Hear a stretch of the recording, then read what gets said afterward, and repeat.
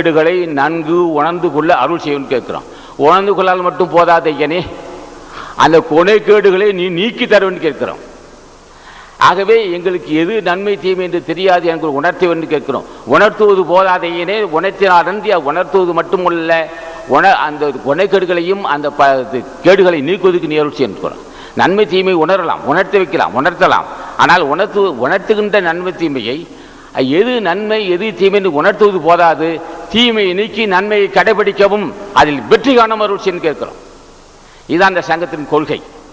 இனி வருங்காலத்தில் மிகப்பெரிய வாய்ப்பு காத்துள்ளது சமுதாயத்திற்கு. அது என்ன வாய்ப்புன்னா, அமைதியான வாழ்வு.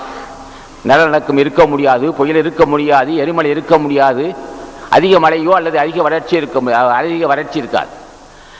ஆக உயர்ந்த நல்ல ஒரு வாய்ப்பு இந்த சமுதாயத்துக்கு காத்துள்ளது ஞானிகள் ஆசியால். ஆகவே நாம் எல்லாம்